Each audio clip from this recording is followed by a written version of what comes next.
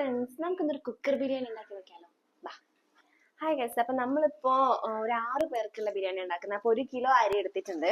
നമുക്കിതിന്റെ വെള്ളത്തിന്റെ അളവും കൂടി വേണം. അതിനുവേണ്ടി ഒരു ഗ്ലാസ് എടുത്തിട്ട് അതിലേക്ക് അളവ് എടുത്തിട്ടാണ് നമ്മളിത് കഴുകുന്നത് കേട്ടോ. അപ്പൊ ഇത് 6 ഗ്ലാസ് അരി ഉണ്ടായിരുന്നു കേട്ടോ. അത് 1 കിലോ ഗ്ലാസ്സിന് 6 ഗ്ലാസ് ഉണ്ടായിരുന്നു. ജീരകശാല അരിയാണ് കേട്ടോ ഇത്. നമ്മൾ നന്നായിട്ട് കഴുകി കുതിരാൻ വെച്ചിരിക്കുകയാണ്. അപ്പൊ ഇത് കുതിരുന്ന സമയം കൊണ്ട് നമുക്കിനി ബാക്കി മസാല കുക്കറിൽ തയ്യാറാക്കാം കേട്ടോ. ഇത് കുക്കർ അടുപ്പത്ത് വെച്ചിട്ട് ഗ്യാസ് ഓൺ ചെയ്യാം. നമ്മൾ കുക്കർ ചൂടായിട്ടുണ്ട്. അപ്പൊ അതിലേക്ക് ആദ്യം കുറച്ച് വെളിച്ചെണ്ണ ഒഴിച്ചെടുക്കാം കേട്ടോ. പിന്നെ ഇതിനകത്തേക്ക് കുറച്ച് നെയ്യ്. നമ്മളിത് ഒരു സ്പൂണ് നെയ്യാണ് കേട്ടോ ഇടുന്നത്. ഇത്ര ഒരു വലിയ സ്പൂണ് നെയ്യ് ഇട്ട് കൊടുക്കുക. എന്നിട്ട് നമ്മളിതിലേക്ക് അരിഞ്ഞു വെച്ച ഉള്ളിയാട്ടോ ഇടുന്നത്. ഒരു 6 ഗ്ലാസ് അരിക്ക് ഒരു 3 വലിയ ഉള്ളിയാട്ടോ എടുത്തിട്ടുള്ളത്. അപ്പൊ ഈ വലിയ ഉള്ളി നന്നായിട്ട് അരിഞ്ഞത് ഇട്ട് കൊടുക്കുക.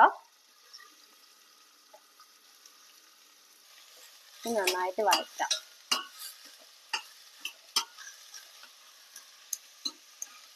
പെട്ടെന്ന് വഴണ്ട് കിട്ടാൻ വേണ്ടി കുറച്ച് ഉപ്പ് ഇതിൽ ചേർക്കാം. ഈ ഉള്ളിക്ക് ആവശ്യം കുറച്ച് ഉപ്പാണ്. അത് വേഗം വഴണ്ട് കിട്ടാൻ വേണ്ടിയിട്ടാണ്. അത് കുറച്ച് ഉപ്പ് എടുത്തിട്ടുണ്ട് കേട്ടോ. അത്ര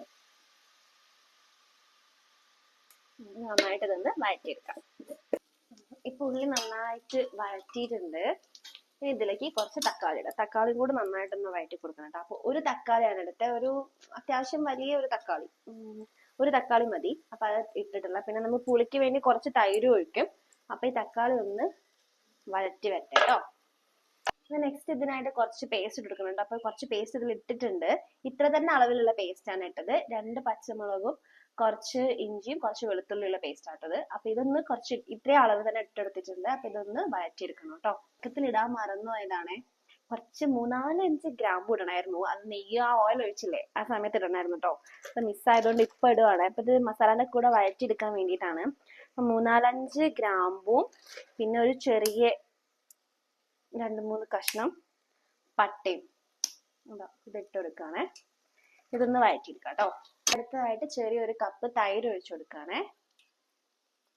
ഇത് നന്നായിട്ടൊന്ന് മിക്സ് ആക്കണം കേട്ടോ. അതിലേക്ക് കുറച്ച് മിന്റ് ഇട്ട് കൊടുക്കുന്നുണ്ട് കേട്ടോ. ഒരു 2 തണ്ടാണ്. ഒരു 8 ഇല ഉണ്ടാവും. അപ്പൊ ആവശ്യം വേണ്ടവർക്ക് കുറച്ച് അളവ് കൂട്ടോ കുറയ്ക്കൊക്കെ ചെയ്യേ. പിന്നെ നമ്മൾ ചിക്കൻ പീസ് ഇട്ട് കൊടുക്കുന്നുണ്ട്. ഇത് ശരിക്കും കറിക്കട്ട് പീസാണ്. അപ്പം ആരാൾക്ക് വേണ്ടിയിട്ട് കുറച്ച് അത്യാവശ്യം കുറച്ചൊരു 10-12 പീസാട്ടോ ഇടുന്നത്. അപ്പൊ അത്രയും ഇട്ടെടുത്തിട്ട് ഇതൊന്ന് മസാലയായിട്ട് മിക്സ് ചെയ്യണം.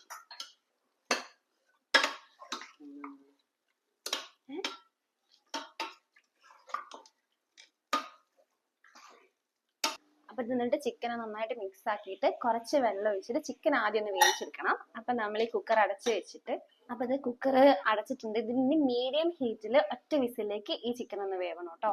ഓക്കെ, അപ്പൊ ഈ ഒറ്റ വിസിൽ അടിച്ചിട്ട് മീഡിയം ഫ്ലെയിമിൽ ഇത് ചിക്കൻ ആയിട്ടുണ്ട്. അപ്പൊ നമുക്കൊന്ന് തുറന്നു നോക്കാം ഇത് എന്താ വെന്തിട്ടുണ്ടോന്ന് കേട്ടോ.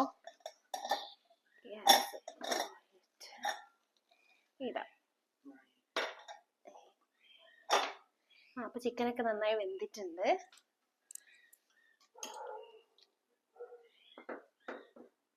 ചിക്കനൊക്കെ അത്യാവശ്യം വെന്തിട്ടുണ്ട്. അപ്പൊ ഇത് നമുക്ക് റൈസും കൂടി ഇട്ടിട്ട് ഒരു വിസിലും കൂടി അടിക്കാനുള്ളതാണ്. അപ്പൊ ഫുൾ ആയിട്ട് അങ്ങ് സെറ്റ് ആവും കേട്ടോ.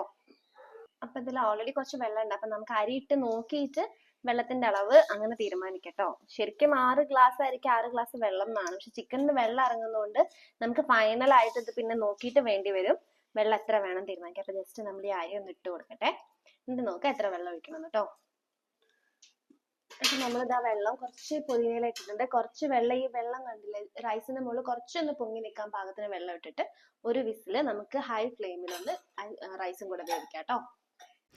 അപ്പോൾ ആ വിസിലൊക്കെ പോയിട്ട് നമ്മുടെ ബിരിയാണി ഇവിടെ സെറ്റായിട്ടുണ്ട്. അപ്പോൾ തുറന്ന് നോക്കിയപ്പോൾ തന്നെ എനിക്ക് ആ വെള്ളമൊക്കെ പോയിട്ട് ഫുൾ സെറ്റായിട്ട് നമ്മൾ ശരിക്കും ഈ നല്ലൊരു സാധാ ബിരിയാണിയുടെ ടെക്സ്ചറൊക്കെ ആയിട്ട് വന്നിട്ടുണ്ട്. അപ്പോൾ ഇതുവരെ ഞാനിവിടെ ഉണ്ടാക്കിയില്ലായിരുന്നു, ഹസ്ബൻഡ് ഉണ്ടാക്കിയിട്ടുണ്ടായിരുന്നു. അപ്പോൾ ഞാൻ ആദ്യമായിട്ടാട്ടോ വെക്കുന്നത്. അപ്പോൾ എനിക്ക് ഈ വെള്ളമൊക്കെ പോയി സെറ്റായിട്ട് കണ്ടപ്പോൾ തന്നെ ഭയങ്കര സന്തോഷമായി. അപ്പോൾ ഇതിൽ മഞ്ഞൾപ്പൊടിയോ മുളക് പൊടിയോ ഒന്നും ഇട്ടിട്ടില്ല. സാധാ ഒരു നോർമൽ മസാലയിലാണ്. ഏകദേശം പുറത്തുനിന്ന് വാങ്ങിക്കുന്ന ബിരിയാണി പോലെയുണ്ട്. എല്ലാവരും ട്രൈ ചെയ്യാം കേട്ടോ.